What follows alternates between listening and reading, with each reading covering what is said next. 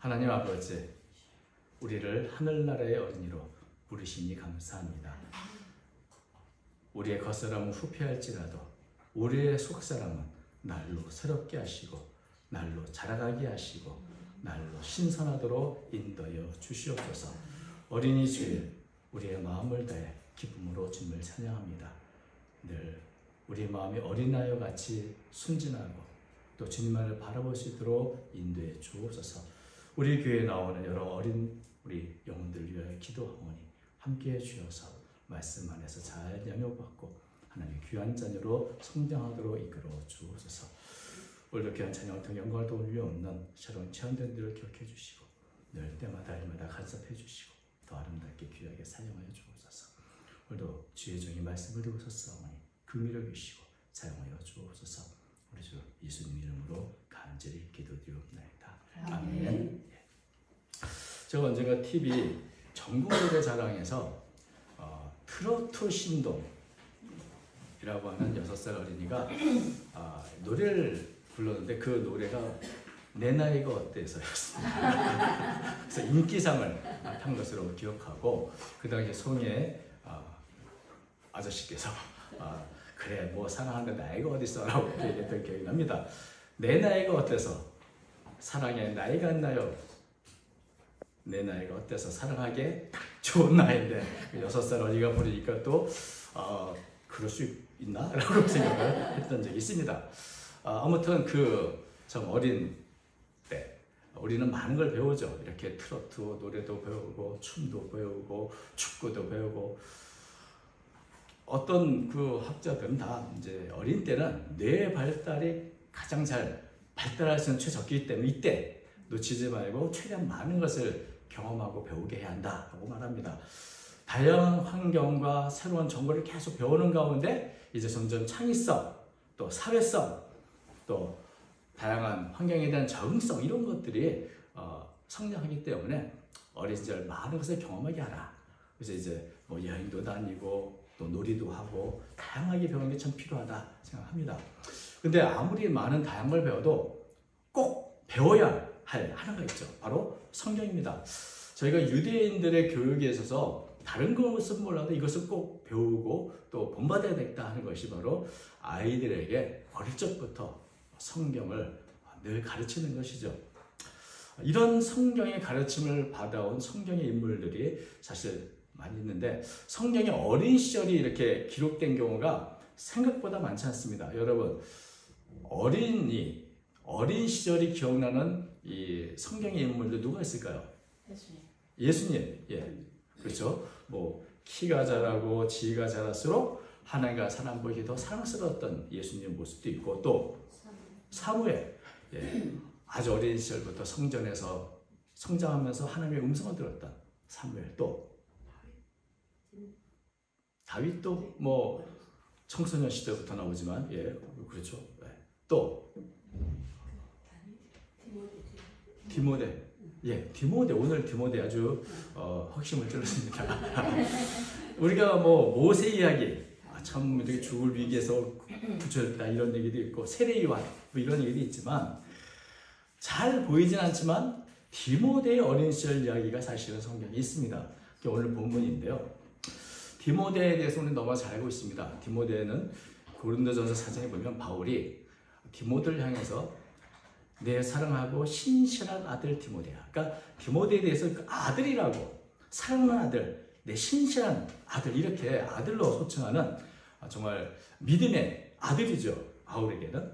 그래서 이 바울은 아마도 1차 전도 여행 때 바울의 가정을 처음 만난 것 같고 이제 2차 전도 여행 때 그 바울의 가정 쪽을 지나가니 바울이 디모데가 온 교회에서 칭찬을 받는 것을 보게 됩니다. 그래서 나와 함께 가자. 그래가지고 이제 그때부터 디모데를 믿음의 아들로 또 자신의 제자여 동역자로 삼은 것을 우리가 성경에 볼 수 있습니다. 그러니까 바울은 이렇게 1차 전도에 2차 전도에 이렇게 긴 시간 동안 디모데의 가정을 알고 있기 때문에 어린 시절도 잘 알 수 있죠. 그래서 오늘 14절과 15절 보니까 이렇게 말합니다. 그러나 너는 배우고 확실한 일에 거하라. 너는 네가 누구에게서 배운 것을 알며 또 어려서부터 성경을 알았나니. 그러니까 디모데는 어려서부터 성경을 알고 있다고 이렇게 말하는 것을 보게 됩니다. 근데 디모데의 아버지는 유대인이 아니고 헬라 사람입니다. 이방인이죠. 근데 그 어머니가 유대인이죠. 디모데는 헬라 사람, 이방인 아버지를 두었기 때문에 자신이 유대인이라고 여길 수 있는 그런 할례를 받지 못했습니다. 그런데 할례는 받지 않았지만 어머니가 어릴 때부터 성경을 가르쳐서 알았는데, 특별히 어머니뿐 아니라 누가 있죠? 외할머니. 오늘 외할머니인 분들이 많이 있는데 외할머니 잘 들으십시오. 중요한 얘기입니다. 디모데후서 1장 5절 보니까 이는 네 속에 거짓이 없는 믿음이 있음을 생각함이라. 이 믿음은 먼저 네 외조모 로이스와 네 어머니 유니게 속에 있더니 네 속에도 있는 줄 확신하노라. 아버지는 헬라 사람이지만 어머니 그리고 외할머니가 하나님을 신실하게 믿는, 섬기는 거짓 없는 믿음을 갖고 있는 분이었던 것이죠.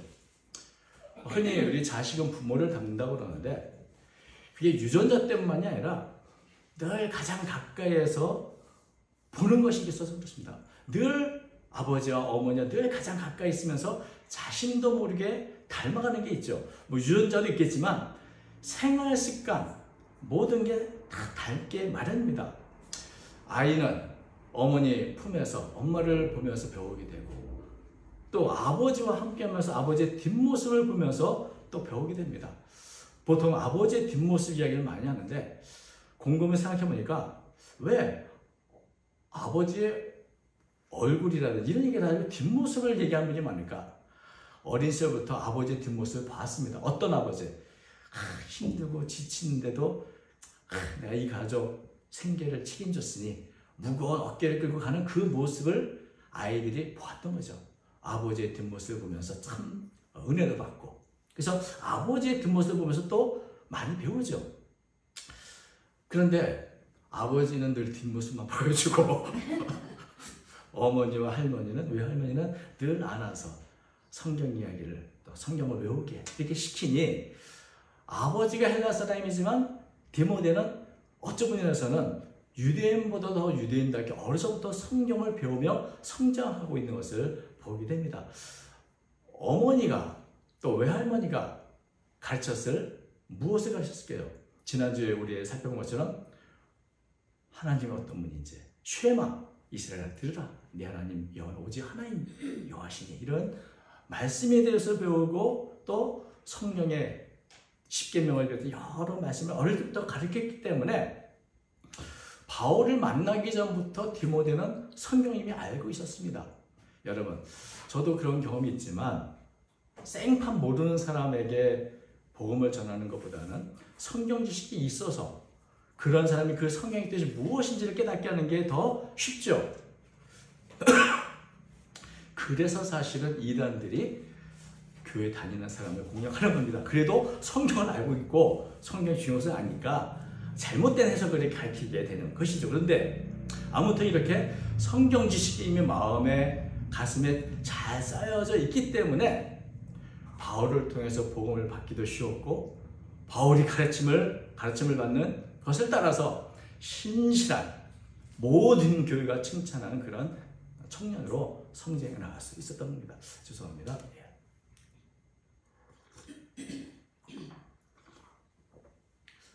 사도 바울도 디모데가 어려서부터 배운 성경이 참 유익했다는 것을 말해주고 있죠. 15절 보니까 이럽니다. 또 어려서부터 성경을 알았나니 성경은 능히 너로 하여금 그리스도 예수 안에 믿음으로 말미암아 구원에 이르는 지혜가 있게 하느니라. 사도 바울은 디모데가 어려서부터 성경을 알았기 때문에 참 두 가지 유익을 얻었는데, 첫 번째는 뭡니까? 성경을 통해서 구원의 지혜가 네게 있었다는 것이죠. 성경을 배우면 지혜가 생겨서 참과 거짓을 분별하고 무엇보다 진리를 분별할 수 있게 된 겁니다. 그래서 성경을 통해서 배웠던 지혜로 예수 그리스도에 대한 믿음을 갖게 되어 구원에 이르겠다는 말입니다. 구원은 좀 가장 중요한 생명인데, 정말 아무리 강조되고 지나치지 않는 가장 귀중한 것인데, 우리 모든 부모들이 내 자녀가 구원받기 원합니다만 우리 자녀를 구원할 수는 없습니다. 그런데 성경을 가르치면 자녀들은 구원에 이르는 지혜를 얻게 됩니다. 그래서 그 성경을 통해서 배운 지혜로 구원을 받을 준비를 우리는 시킬 수 있는 겁니다. 그래서 어린 자녀에게 성경을 가르치는 것은 곧 구원을 준비시키는 가장 중요한 일이 된 것이죠. 그래서 디모데가 바울을 통해서 복음을 받아들일 수 있었던 그 비결 중에 하나가 어릴 때 성경을 알았기 때문이라는 것이죠. 두 번째는 17절 말씀 보면 이렇게 되어 있습니다. 이는 하나님의 사람으로 온전하게 하며 모든 선한 일을 행한 능력을 갖추게 하려 합니다. 성경은 능력을 갖춘다 이렇게 말합니다. 성경은 하나님의 사람을 철저히 준비시키는 일을 합니다. 왜냐하면 성경에는 사람을 변화시키는 능력이 있기 때문입니다. 어떤 책을 읽으면 좋은 정보를 많이 얻게 됩니다. 그래서 우리는 어떤 책이 나에게 정말 필요한 정보를 주는가 이 책들을 읽게 되고 또 어떤 책은 위로가 됩니다. 내 마음이 답답하고 지쳤을 때 그 책을 읽으면서 우리는 위로를 받고 가슴이 따뜻함을 느끼게 됩니다. 그런데 성경을 읽으면 어떻게 될까요? 마음이 변화됩니다. 성경을 통해서 생각이 바뀌게 됩니다. 생각과 마음이 바뀌어서 행동이 바뀌게 되는 것이죠. 그래서 성경은 단지 어떤 지식을 주는 것이 아니라 실제로 하나님의 사람이 제대로 살 수 있는 그런 능력을 갖추도록 하는 유익이 있는 것입니다. 언제나 이 기초가 튼튼해야 것이 중요한데 기초가 튼튼하지 않으면 처음에는 혹은 잠시는 견딜 수 있을지 모르지만 시간이 흘러가고 또 높은 자리에 올라가면 넘어지고 쓰러지기가 쉽습니다. 그래서 기초를 든든하게 하는 것에는 결국 시간을 아껴서는 안 됩니다. 그 충분한 시간을 두고 기초를 닦아야 되는데 어려서부터 성경을 배우는 것이 바로 구원의 지혜를 갖게 하고 하나님의 사람을 온전한 능력을 갖추게 하는 그런 가장 중요한 기초가 된다는 것입니다. 그래서 잠언서에 있는 말씀처럼 잠언서 22장 6절 마땅히 행할 길을 아이에게 가르치라. 그러면 늙어도 그것을 떠나지 아니하리라. 어릴 때 읽은 성경은 가슴에 새겨져 있는 겁니다. 그래서 내가 어릴 때 외웠던 성경이 노인이 되어도 기억이 나고 사실 이것은 우리가 피부로 느끼죠.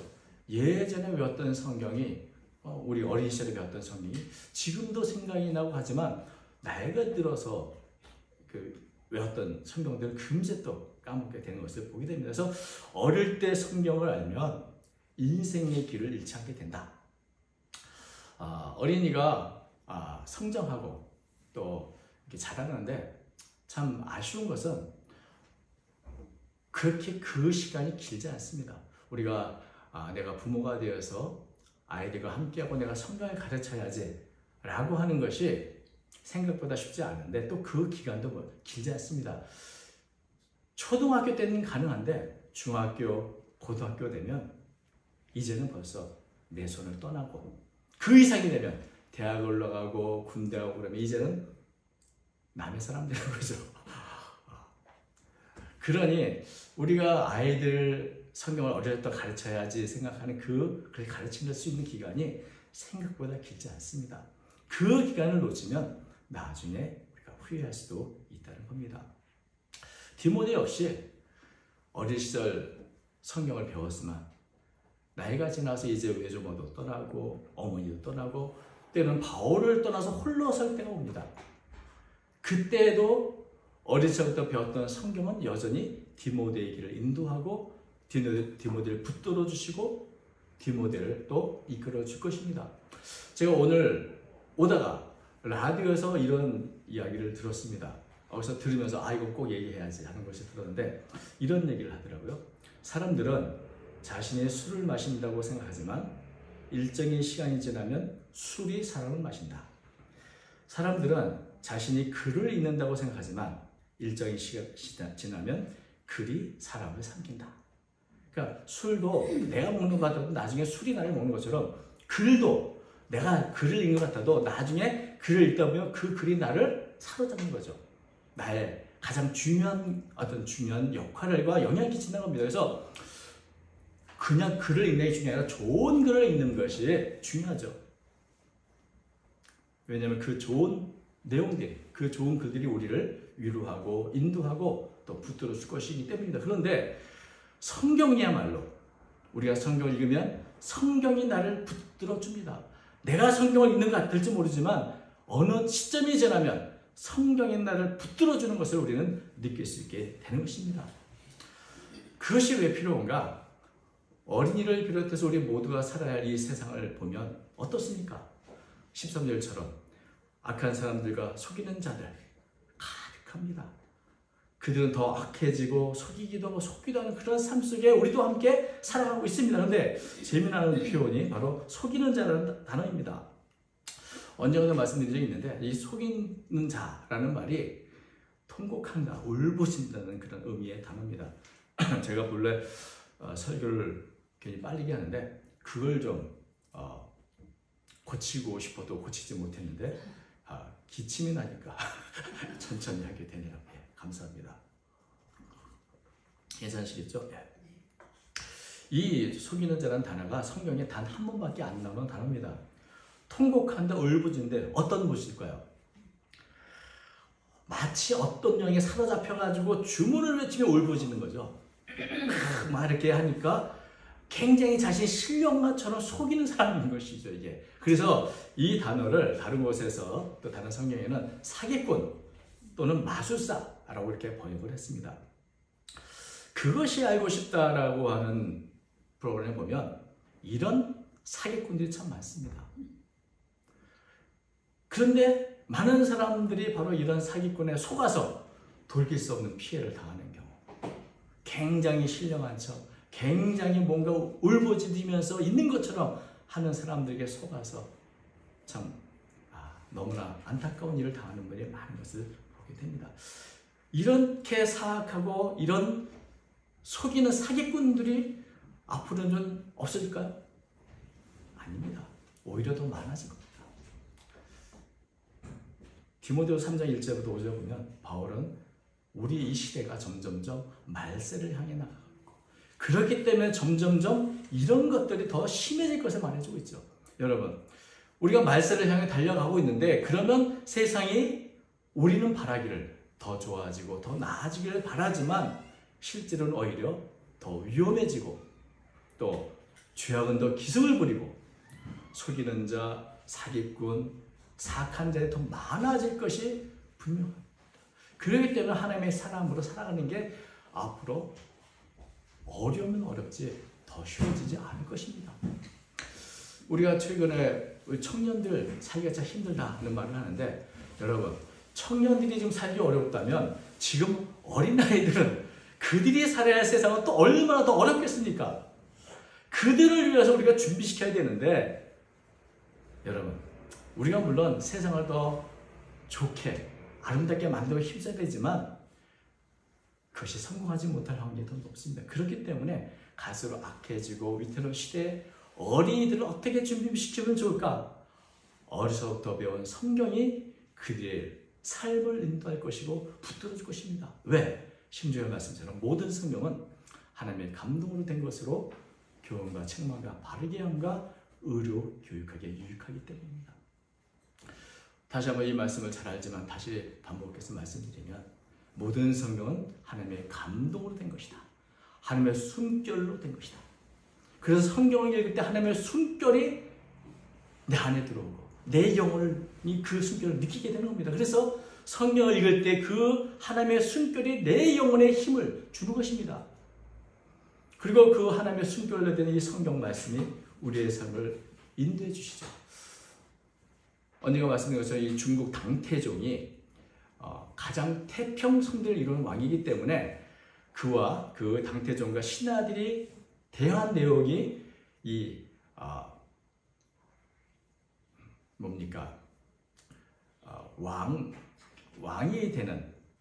왕이 될 사람이 꼭 배워야 할 그런 책이 됐습니다. 정관 정요라고. 그래서 이 책을 모든 왕들이 다 읽고 어떻게 하면 태평성 있는 걸 배우는데 그 중에 한 대목이 이런 내용이 있습니다. 당태종은 나는 늘 세 가지 거울로 자신을 늘 살펴봤다. 그 세 가지 거울이 뭡니까? 첫 번째 동으로 된 거울, 그러니까 우리가 보는 얼굴 보는 거울. 두 번째는 역사라는 거울. 세 번째는 사람이라는 거울. 이 세 가지 거울로 늘 보는데 거울을 보면 내 의견을 단정히 할 수 있고 역사를 보면 세상의 흐름을 알 수 있고 올곧은 사람을 보면 나한테 유익한 것을 내가 알게 돼서 행할 수 있다. 그래서 보통 사람이 아니라 저 사람은 좀 깐깐해. 바른 말을 직언하는 그런 신하들이 있으면 그 사람을 보면서 어떤 것이 옳은 길인가를 내가 알게 돼서 이렇게 태평성이 이런 기초됐다는 말을 하는 것이죠. 그런데 이렇게 거울이나 역사나 사람을 통해서 많은 것을 우리가 볼 수 있지만 보이지 않는 것이 있습니다. 이렇게 세 가지로 살펴보되 우리가 볼 수 없는 부분이 있죠. 그게 바로 우리 마음속 깊이 있는 영혼입니다. 거울로 영혼이 보이지 않고 우리가 영혼을 볼 수 있는 것은 바로 하나님의 말씀밖에 없는 것입니다. 그래서 우리가 저도 그렇지만 말씀의 거울 앞에 선다는 표현을 자주 쓰는 것입니다. 말씀을 읽을 때 맑은 거울 앞에 내가 서 있는 것 같아서 그 성경이 나를 이렇게 보여줍니다. 내 영혼의 상태를 보여주죠. 그래서 우리가 어떻게 살아야 하는지를 보여줍니다. 말씀을 보면 우리가 어떻게 살아야 하는지가 보입니다. 그게 바로 교훈입니다.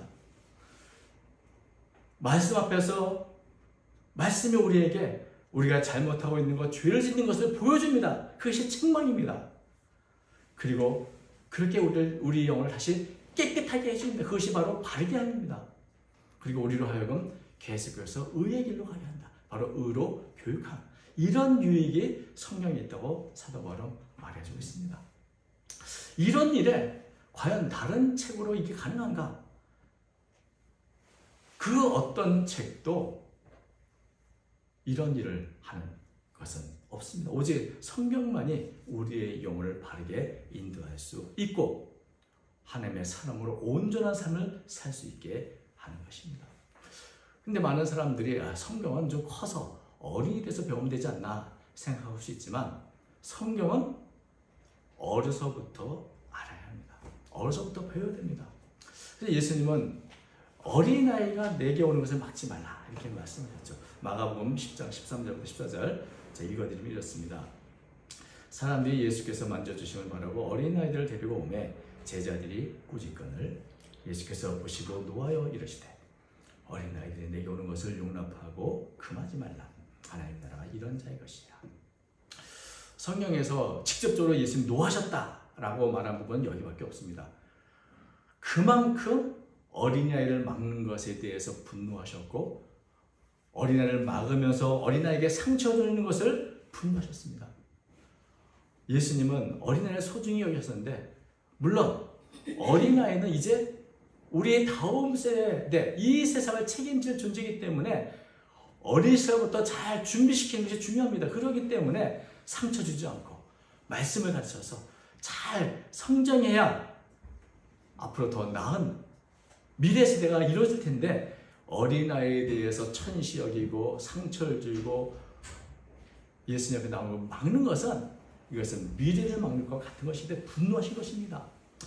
어린아이는 귀한 존재이기 때문에 우리 소중히 여기게 되죠. 또 한편으로는 굉장히 상처받기 쉬운 연약한 존재이기 때문에 더 귀히 여겨야 합니다. 여러분 어린 시절에 받았던 상처가 어떻게 됩니까? 성인이 되고 나서도 여전히 남게 되고 때로는 그 상처가 너무 깊어서 다른 사람들에게 잘못된 모습으로 드러내는 경우를 많이 보게 되죠. 그래서 심리 상담 보면 늘 어린 시절 이야기를 많이 하게 된 이유가 이 어린 시절의 그 트라우마가 결국 커가면서 없어지지 않고 오히려 삶을 왜곡되게 하고 더 큰 상처를 남에게 주게 하는. 그래서 저는 오늘 이 마가복음 말씀 잠깐 보면서 이 제자들이 어릴 때 상처가 있었나? 자기가 훌륭한 분 왔다 쫓아갔다가 어른들이 막 야단 맞았던 그 기억 때문에 이게 옳은 줄 알고 또 이렇게 또 하는 거 아니야? 이런 생각도 하게 되는데 아무튼 여러분 우리 어른들은 나만 성경 배우면 되지가 아니라 어린아이들을 어릴 때부터 배우도록 할 가르칠 의무와 책임이 있습니다. 사랑하기에 딱 좋은 나이라고 노래하는 것처럼 성경 배우기에 가장 딱 좋은 나이는 나이에 상관이 없습니다. 그야말로 성경 배우기 딱 좋은 나이가 바로 6살도 되고 12살도 되고 50 넘어 60 넘어 80도 여전히 성경 배우기 딱 좋은 나이인 것이죠. 앞으로 세상은 더 나아지지 않을지 모르지만 적어도 성경을 배우고 성경을 통해서 점점점 성경 말씀에 축적된 어린이들은 갈수록 더 나아질 것입니다. 그래서 어두운 세상에 빛을 비추는 하나님의 사람이 될 것이 분명합니다. 어린아이에게 성경을 가르치는 것, 이게 바로 우리가 굉장히 중요해야 할 삶이라는 사실을 잊지 않으시길 바랍니다. 그래서 어린이 주일을 맞이하면서 우리 자신이 어린이기 때문에 또 우리도 축하하지만 우리 주변에 있는 어린이 하나 가슴에 품고 사도 바울이 디모데를 가슴에 품고 내 사랑하는 아들, 내 신실한 아들 이렇게 소중히 여긴 것처럼 우리도 내 주변에 있는 아이들 그 아이에게 믿음의 어버이 역할 감당할 수 있길 바랍니다. 어린이를 사랑하고 그들에서 기도하고 또 기회가 되면 그들의 말씀을 가르치는 그런 사명을 감당하는 우리 교회 모든 성도 되시기를 주의 이름으로 축원드립니다. 기도하겠습니다. 거룩하신 하나님 아버지, 다시 한번 우리의 사명을 깨닫게 하시니 감사합니다. 어린이들 하나하나를 소중히 여기고 그들에게 주의 교훈과 훈계를 양육하며 무엇보다 하나님의 말씀을 잘 가르쳐 깨닫도록 인도해 주시고 우리 사랑 모든 가정에서 사는 어린이들이 상처받지 않고 밝고 빛나게 주의 말씀을 잘 살아가도록 인도해 주옵소서. 이 사명을 감당하는 우리 모두가 되도록 복 내려 주옵소서. 예수님의 이름으로 기도 올려옵나이다. 아멘.